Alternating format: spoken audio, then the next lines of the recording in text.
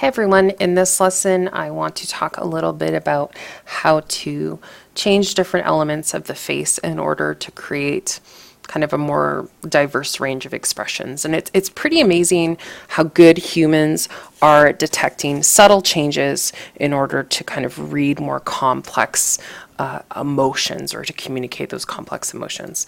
So the first thing I want to talk about is when we're creating expressions, there are three main kind of components that we're gonna be considering. There is the eyebrows, the upper eyelids, and the mouth and lips. And these are going to help us to create quite a large range of emotions. So these three elements are controlled by two mechanical movements of the face. The first one is the eyelid. Now the eyelid itself, you'll notice if you blink and kind of just make note of if your upper or lower eyelid moves more, is in fact the lower eyelid kind of remains more stationary and your upper eyelid is doing most of the work. It's going kind of further than the lower eyelid. So that's why the upper eyelid is extremely important when showing emotion. The second thing is the mouth. So this is kind of like a side view of the mouth, and this is your jaw and these are your teeth. If you notice, like when you're talking or if you're moving your mouth or even looking at your neighbor, you'll notice that, in fact, it's the opposite. The top part of your jaw doesn't move nearly as much as the bottom part of your jaw. So this does a lot of motion. So when we start trying to draw kind of simplified mouths, we want to kind of keep this in mind again to emphasize that believability. Another thing I just want to share with you is on Sesame, and you will utilize these. We're not going to go over these in any kind of extensive amount. I'm going to get you to analyze these as needed if you're trying to create a certain emotion with a character. Again, these are a little more realistic looking.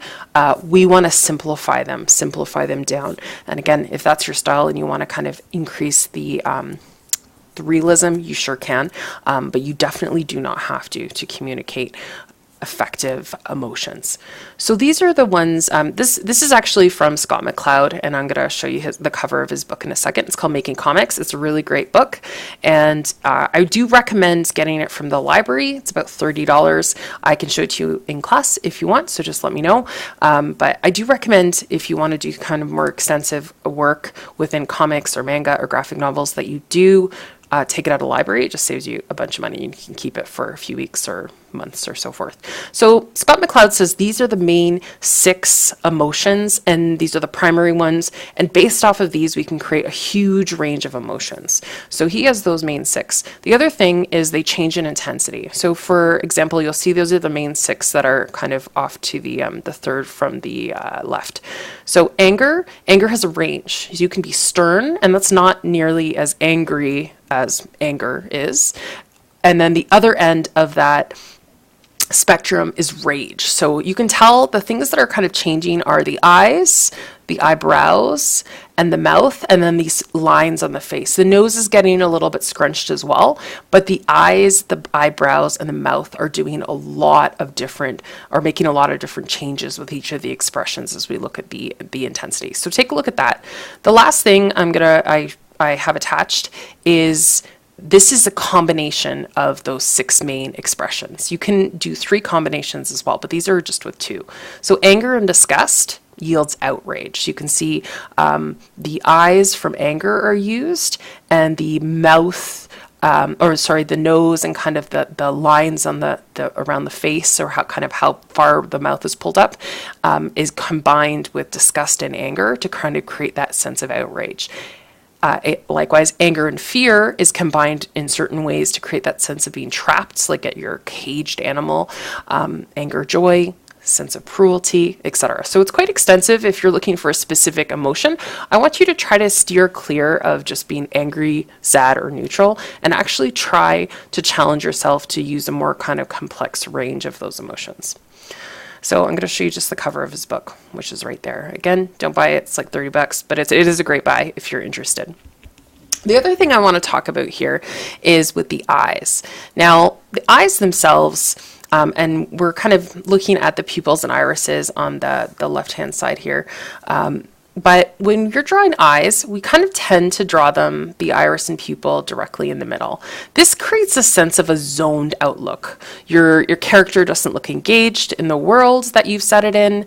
So instead of doing this, I want you to instead create, kind of put your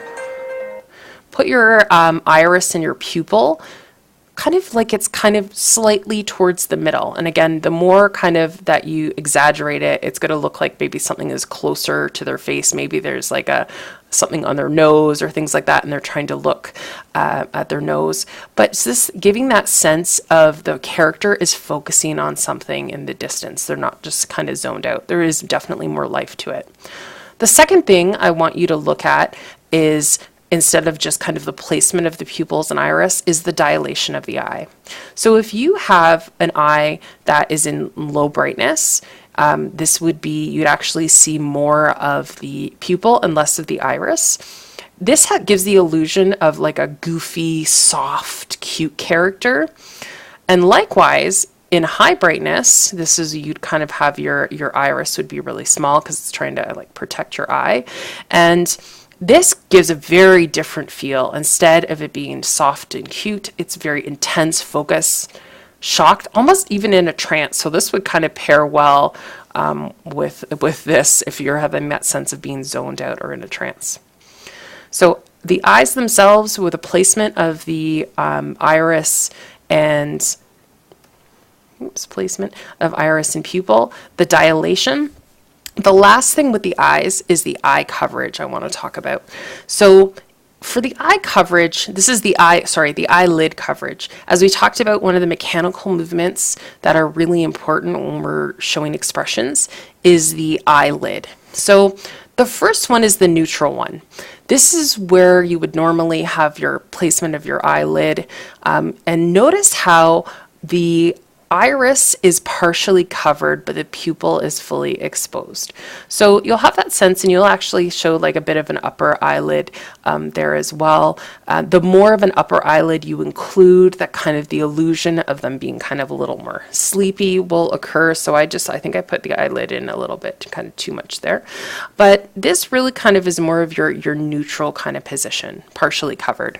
If you want your character to look shocked or surprised, you're actually not going to cover the iris at all, and you're going to make sure that there's an element of white above and below the iris and the pupil in order to kind of have that idea that their eye is wide open. You also don't want to include very much of an upper eyelid at this point. The third option is to kind of have the eyelid lower. And this is when you're starting to cover both the iris and the pupil, unlike the first one when it was just the iris that was covered. You want to make sure that you include a larger lid because it's kind of showing the upper lid there. This gives you an impression of the character is tired. Pairing it with a kind of a soft smirk might even be sultry. And then, of course, the last one is your eyelid is closed. So these are really kind of easy ways to create a different illusion of an expression. And in the next video, I'm going to talk really briefly about eyebrows.